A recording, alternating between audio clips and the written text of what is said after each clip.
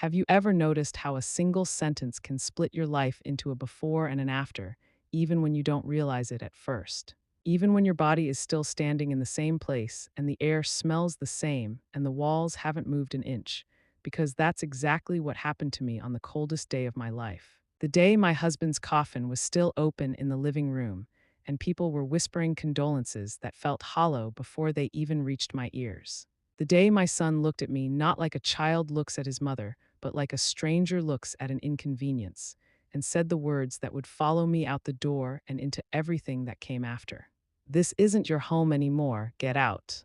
I didn't scream, I didn't cry, I didn't collapse the way movies teach us grief should look, because shock is quieter than people expect. It builds a wall so thick that emotion has nowhere to go, and I remember thinking in a strange, distant way that it was odd how calm his voice sounded, how deliberate, as if he'd rehearsed it long before his father died, long before the lilies wilted and the black coats crowded the hallway. And then his hand came across my face so fast I barely registered the movement, only the sound, sharp and final, cracking through the room like something breaking for good. And in that instant, I understood something I hadn't wanted to admit for years, that whatever love I'd been holding onto had already slipped out of reach long before that slap ever landed. I stood there with my cheek burning, not just from the impact, but from the humiliation of it, from the realization that this was happening in front of family. In front of his wife, whose arms were folded and whose mouth carried the faintest curve of satisfaction, the kind you only notice when you're finally looking for it. And I wondered how many times she had imagined this moment before it became real, how many times she had waited for the house to be quiet enough, vulnerable enough, for me to be pushed out without resistance. The strangest part wasn't the pain, it was the silence that followed, the way no one stepped forward, the way grief gave everyone an excuse to look away. And I remember thinking how convenient tragedy can be when people want permission to be cruel. I looked at my son's face, at the eyes I used to search for fever when he was small, the hands I once bandaged after scraped knees, and I realized he couldn't meet my gaze anymore, because some part of him knew that once you look directly at the person you're betraying, you can never unsee yourself doing it. So I turned away, not because I was weak, but because I already understood something he didn't yet, that there are moments where dignity isn't loud, it's deliberate, and it walks out without asking for an apology.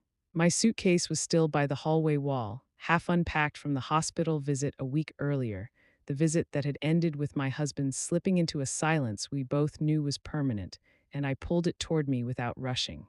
Every step echoing across the floor we'd installed together decades ago. The floor that still held the scuff marks from when Andrew learned to ride his bike inside during a winter storm, because we were too afraid to let him fall on the ice. And as I reached the door, I didn't take the things people expect you to grab when you're being erased. I didn't take the photo albums or the heirlooms or the quilt my mother stitched by hand. Because I wasn't thinking about memories in that moment, I was thinking about survival, about the kind that doesn't look heroic but lasts longer. And when the cold air hit my face outside, it felt cleaner than the air inside. Honest in a way my own family hadn't been.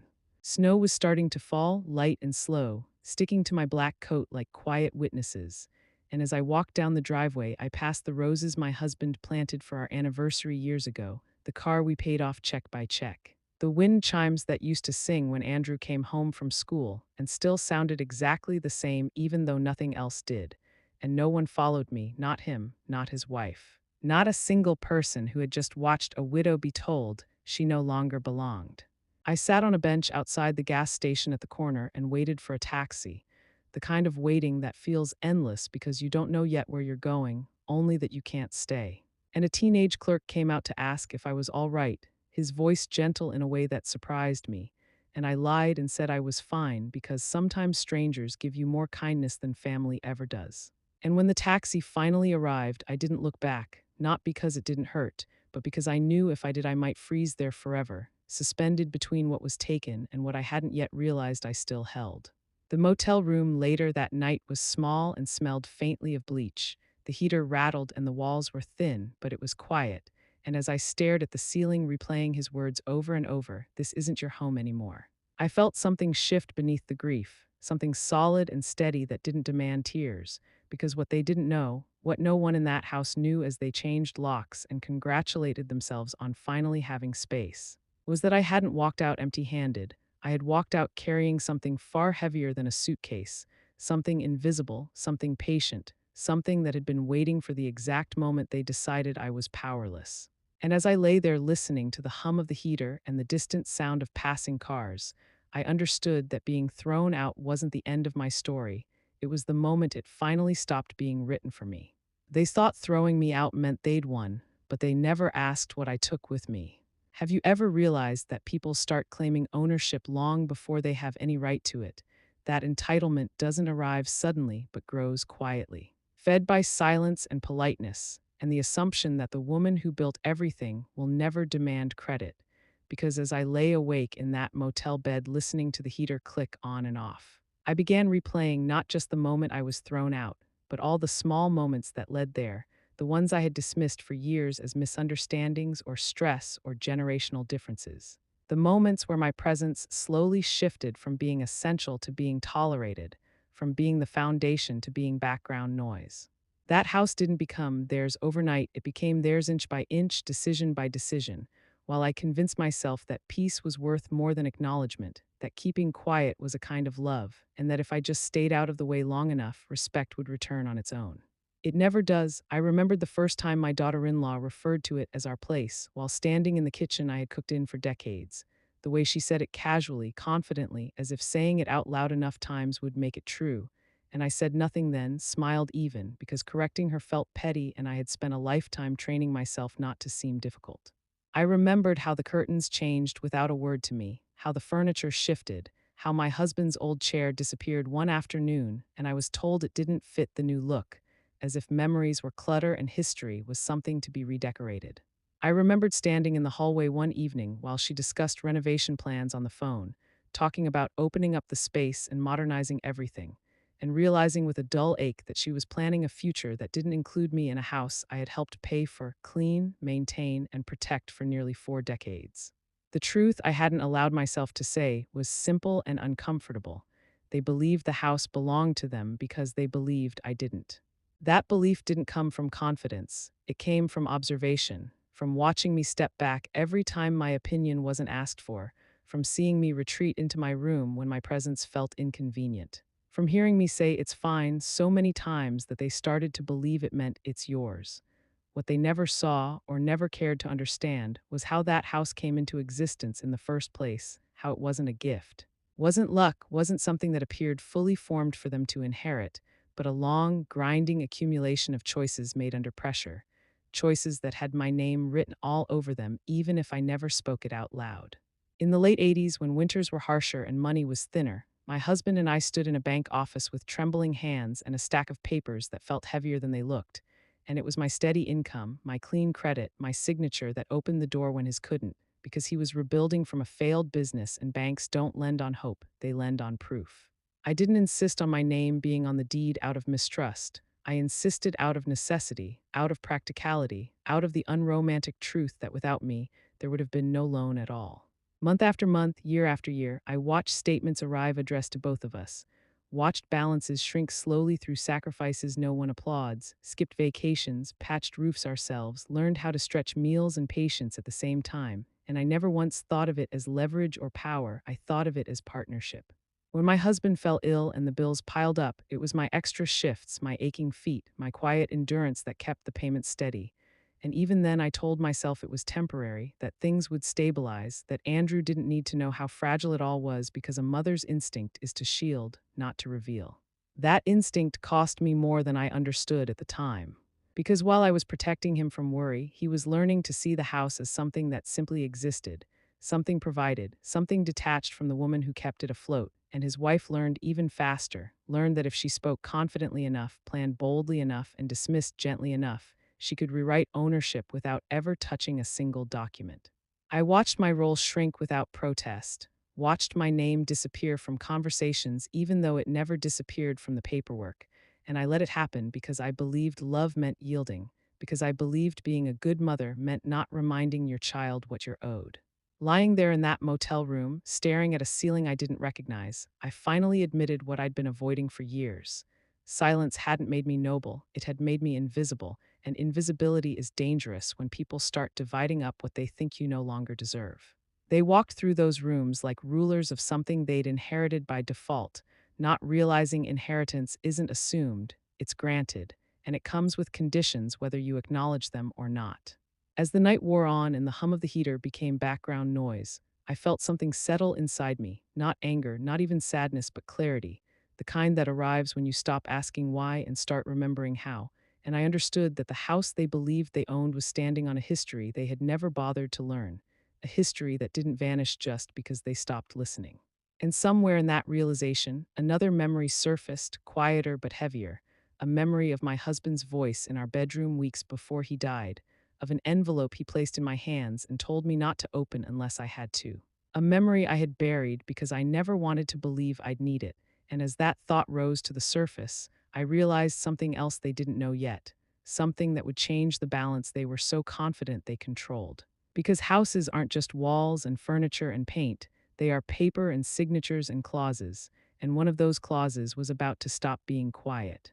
They believed the house was theirs, but they had never seen what my husband left behind. Have you ever loved someone enough to believe they would never hurt you, and then slowly realized that the people who know us best are also the ones most capable of seeing what we refuse to admit? Because as I lay there replaying the past with a clarity I hadn't allowed myself before, I finally understood that my husband had seen this coming long before I ever did, not in a dramatic, prophetic way, but in the quiet, observant way of a man who had spent decades watching the dynamics shift in his own home, watching our son's patience shorten, watching his wife's influence grow sharper and more confident, watching me recede into a version of myself that took up less space for the sake of keeping peace. It had been a late afternoon when he called me into the bedroom, his voice thin but steady, the kind of steadiness that comes when someone has already accepted what's happening to them and is more worried about what they're leaving behind. And I remember thinking at the time that he wanted to talk about medication schedules or appointments, or maybe one of the small, unfinished projects he still liked to pretend he'd get back to. But instead, he reached into the bedside drawer and pulled out a plain brown envelope, worn at the edges as if he'd handled it more than once, and placed it in my hands with a seriousness that made my chest tighten before he even spoke. He told me not to open it, not yet, not unless something happened, and I laughed softly, brushing it off the way people do when they don't want to confront the weight of a conversation, but he didn't smile back. He just looked at me for a long moment, longer than was comfortable, and said something that settled deep into me even though I didn't understand it at the time. Something about how love doesn't excuse disrespect and how protection sometimes has to outlive the person offering it. I asked him what he meant gently because he was tired and I didn't want to upset him, and he shook his head and said he'd seen the way Andrew spoke to me lately, the way his wife spoke about the house, the way I always found a reason to excuse it, and he told me that if he went first, he didn't want me left negotiating my dignity with people who had already decided it was optional.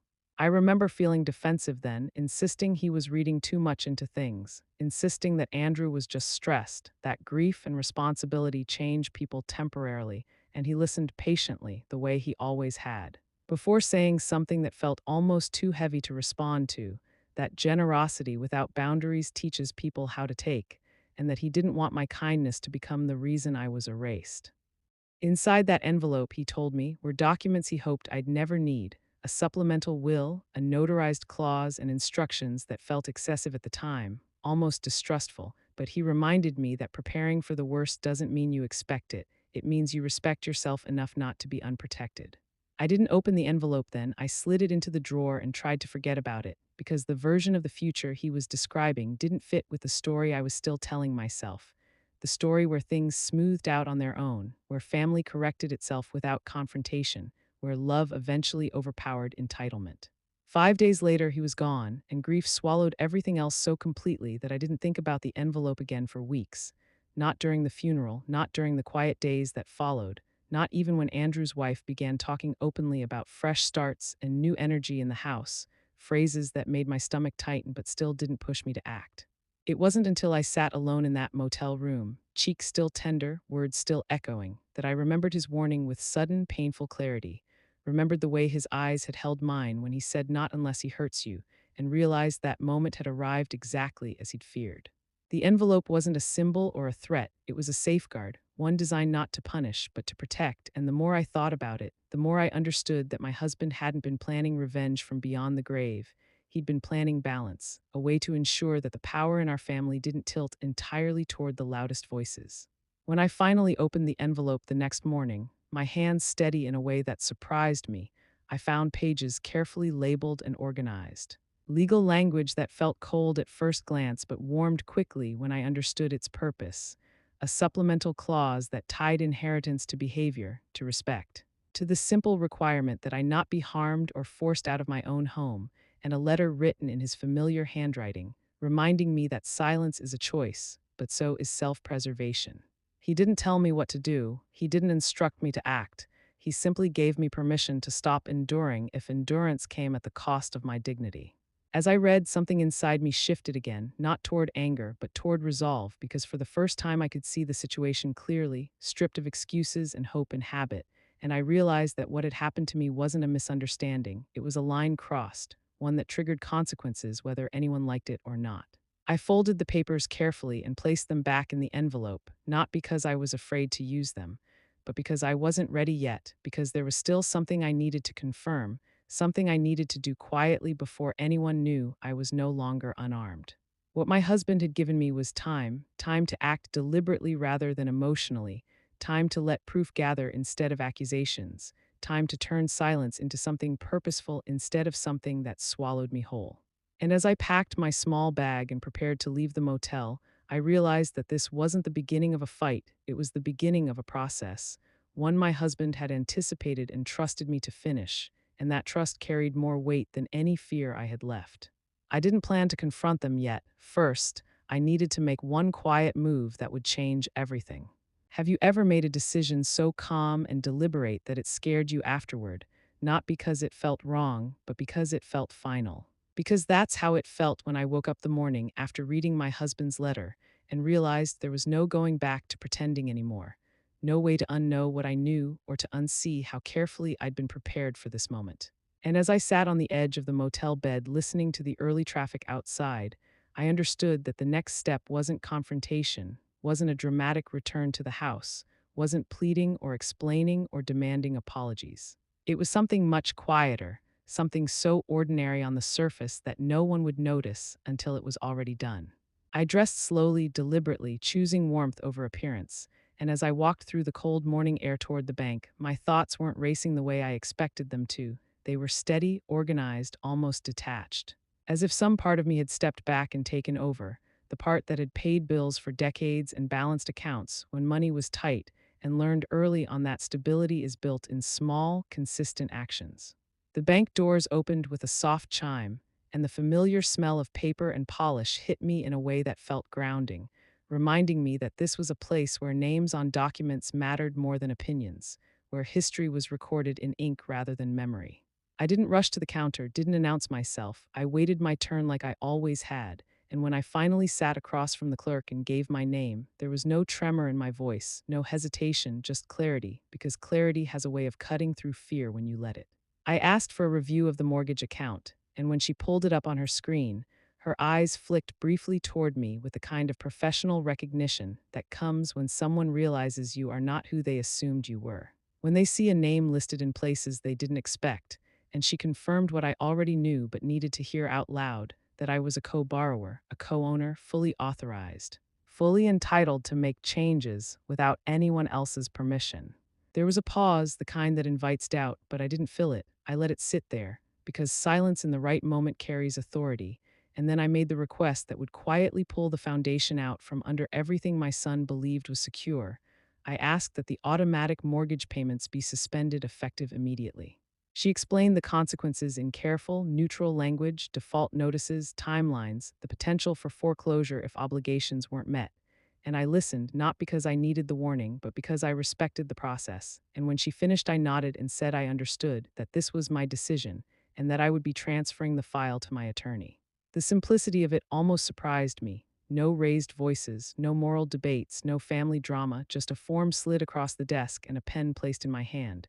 And as I signed my name, I felt the weight of every year that name had held up that house, every sacrifice it represented, every time I'd chosen stability over recognition. It took less than 10 minutes to undo the illusion of ownership they had built on top of my silence.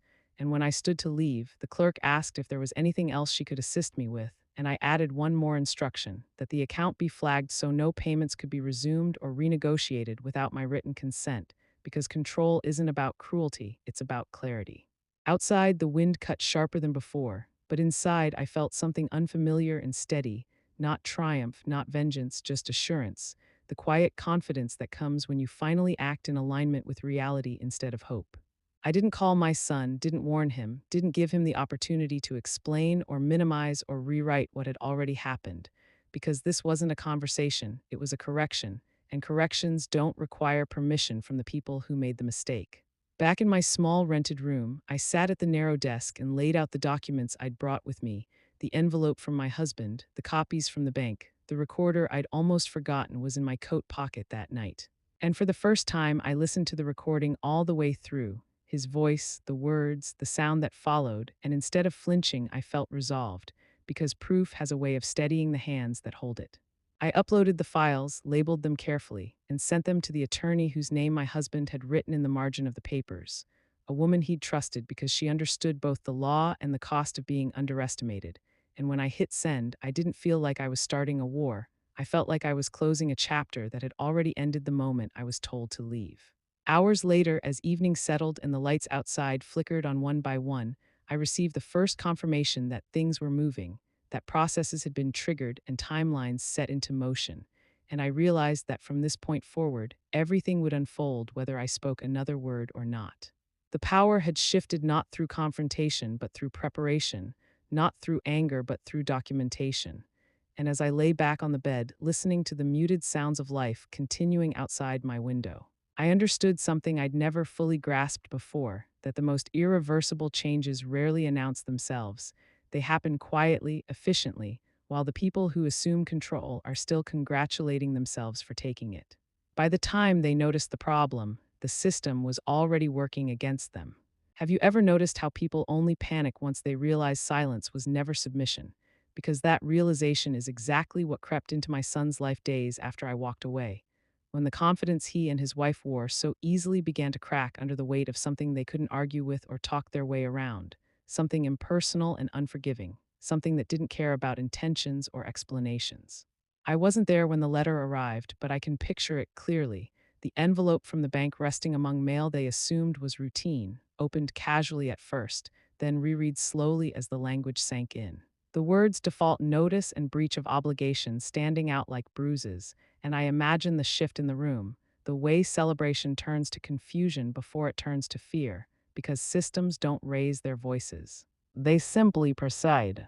I was sitting quietly in my rented room when my phone finally rang, his name flashing on the screen for the first time since the funeral, and for a moment I let it ring, not out of cruelty, but because I wanted to know whether I could answer without shaking, whether I could hear his voice without collapsing back into the version of myself that apologized first and asked questions later.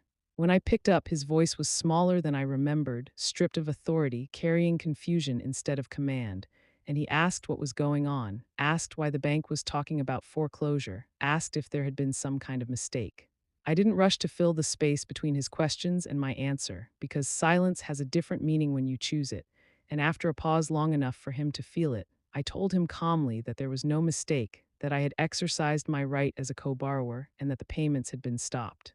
The line went quiet, then sharp with panic, his words tumbling over each other as he tried to negotiate a reality he'd never bothered to understand, asking why I would do this, reminding me that the house was theirs, that they were living there, that losing it would ruin everything they'd planned.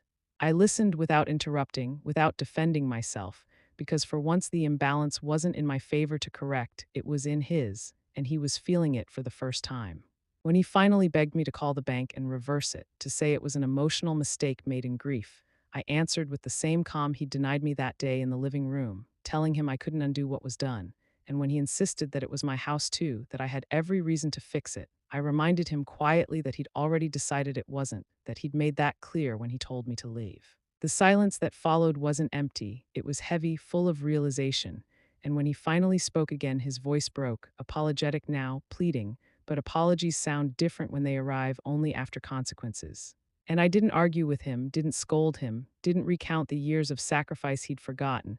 I simply told him that this wasn't a conversation anymore, it was a process, and processes don't respond to tears. I ended the call before he could find another angle, another justification, because protecting myself no longer required his understanding, only my resolve. And when I blocked his number afterward, I felt a strange, unexpected relief, not because I wanted to hurt him, but because I was no longer bracing myself for impact every time the phone rang. Days passed quietly, and in that quiet, I saw what I'd never allowed myself to see before: how much of my life had been shaped by anticipating other people's moods, smoothing edges before they cut, absorbing tensions so others could stay comfortable, and how quickly that habit loses its power once you step out of its reach. I heard through others, through casual comments and forwarded messages, that panic had set in, that calls to the bank went nowhere, that explanations were met with firm refusals, that authority was denied at every turn because authority is documented, not assumed. I didn't respond, didn't correct rumors or soothe egos, because silence was finally doing the work I'd once expected words to do, building a wall they couldn't climb or charm their way around. At night, as I sat by the window with a cup of tea cooling in my hands, I thought about how many times I'd been told to speak up earlier, to stand my ground, to assert myself, and how none of those suggestions understood the truth that silence isn't always fear. Sometimes it's patience, sometimes it's preparation, sometimes it's the space you need to see the full shape of what you're dealing with before you act. They had mistaken my quiet for weakness, and now that mistake was echoing through every unanswered call and every letter they didn't have the power to stop. And as I watched the lights across the street blink off one by one, I realized that the hardest part was already over, because the moment I stopped explaining myself was the moment I stopped being controlled. But the truth wasn't finished yet. It was about to be spoken where no one could ignore it. Have you ever noticed how people only demand family discussions when they realize the story has slipped out of their control? Because that was exactly what this meeting was. Not a plea for understanding, but an attempt to regain ground that had already been lost.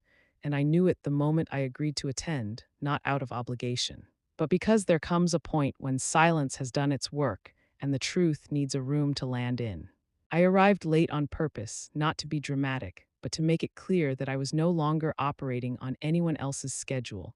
And when I stepped into my sister-in-law's living room and felt the sudden hush settle over the group, I understood that the version of me they were expecting no longer existed.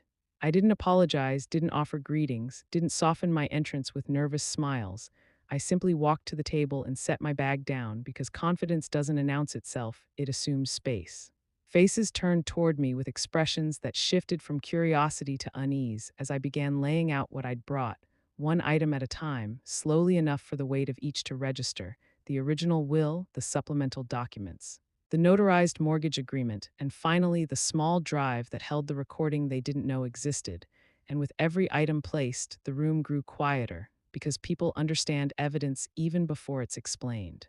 I took my seat and folded my hands, letting the silence stretch, letting discomfort do its work, until my attorney stood and introduced herself, her voice calm and precise, the kind of voice that doesn't need to raise volume to command attention. She explained why we were there, not as a discussion, not as a negotiation, but as a formal disclosure of legal facts. And as she spoke, I watched my son's confidence unravel in real time, watched his wife's posture stiffen as the language shifted from emotional to procedural, from opinions to outcomes. When the clause was read aloud, the one tying inheritance to respect and safety, the room reacted before anyone spoke: small gasps, exchanged looks, the collective realization that something irreversible was unfolding. And when the recording was played, my son's own words filling the space he'd once claimed as his own, there was no room left for denial or reinterpretation. I didn't look at him while it played, didn't need to, because the truth doesn't require eye contact to land, it requires acknowledgement, and acknowledgement was written across every face in that room.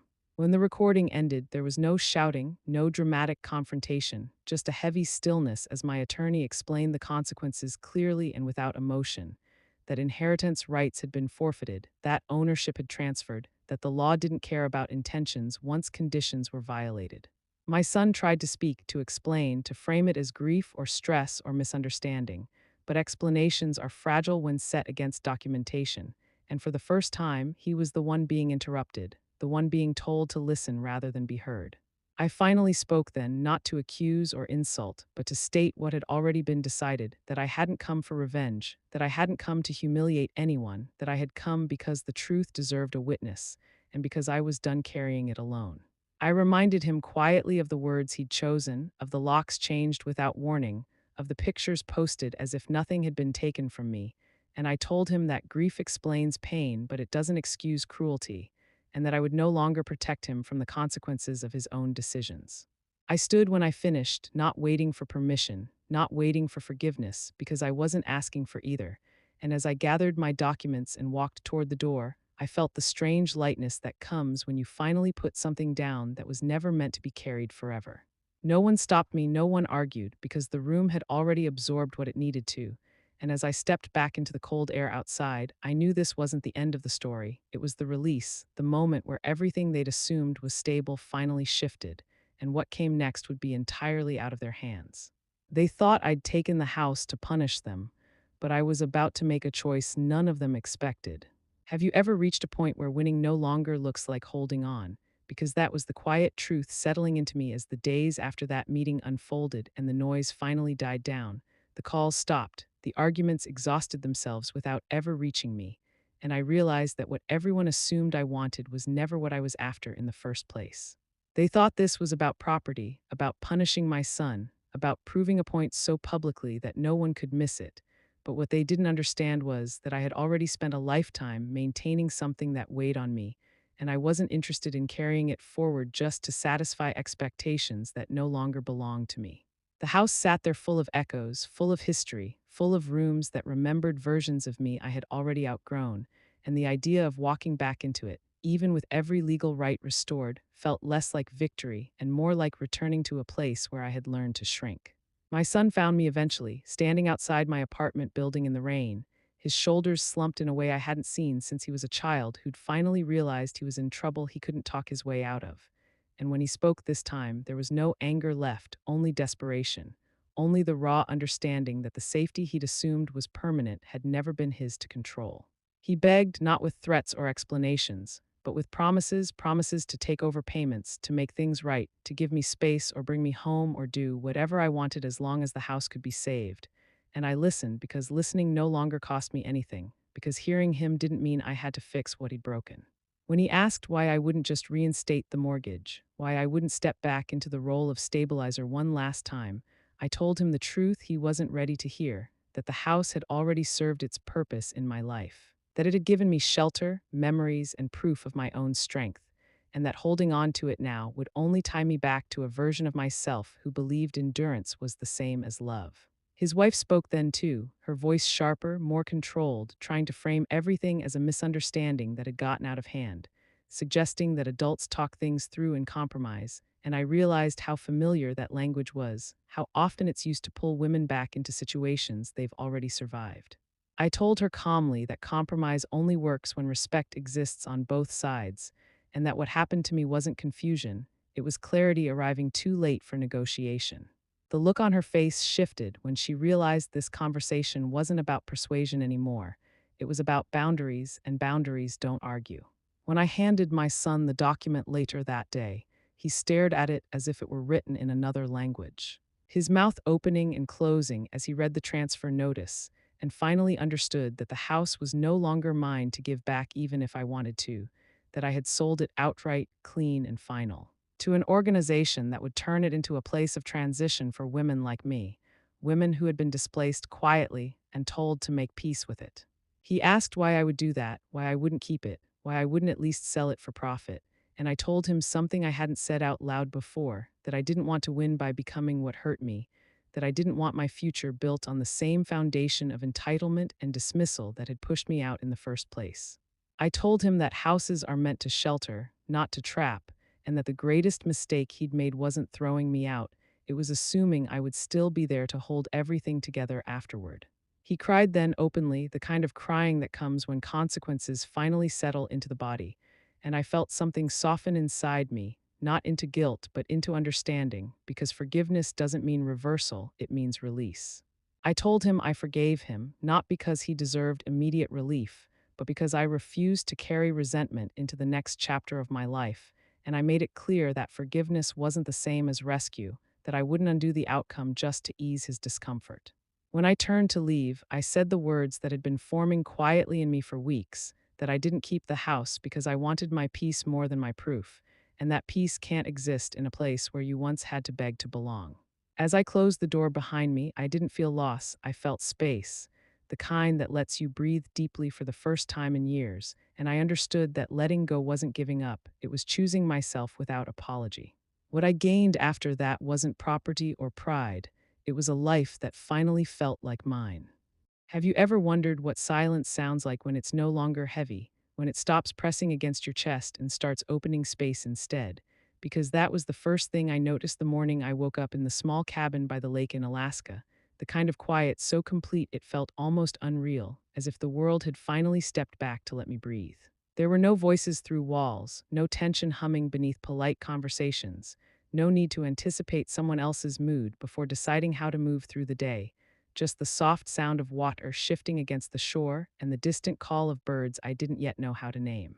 I stood barefoot on the wooden floor with a mug of coffee warming my hands and felt something unfamiliar settle into me, a sense of ownership that had nothing to do with deeds or documents and everything to do with presence, the simple truth that I was exactly where I was meant to be and no one could tell me otherwise.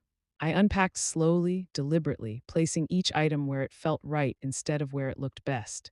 The photograph of my husband smiling in the garden, the crocheted blanket I made during his long nights of treatment, the folder thick with papers that once represented obligation and now represented closure, and the small recorder that had captured the moment I was told to disappear, now resting quietly in a drawer where it no longer needed to work for me. Days passed without urgency, and in that space I noticed how my body responded, how my shoulders lowered, how sleep came without interruption, how I stopped replaying conversations that no longer required rehearsal. I wrote in the mornings not to accuse or explain, but to remember, to reclaim the years I'd spent shrinking myself to fit other people's expectations, to put words to experiences I had once convinced myself were too small to matter, and in doing so I felt something loosen, as if the story I'd been living was finally catching up to the truth I'd known all along. I thought about my son often, not with bitterness, but with clarity, understanding now that loving someone doesn't obligate you to accept erasure, that forgiveness doesn't require you to rebuild the same structure that collapsed on you.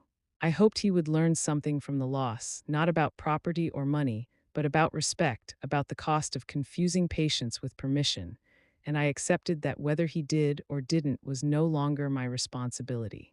What surprised me most was how my story resonated once I allowed it to exist outside my own head, how other women reached out, women who had been quietly pushed aside in homes they helped build, who had been told they were too old, too much, too inconvenient, and how their words reminded me that silence is never empty, it's gathering strength, waiting for the moment it's finally allowed to speak. I didn't lose a home when I was thrown out, I lost an illusion, and in its place I gained something far more durable, the ability to choose myself without guilt, to live without asking permission, to define peace on my own terms.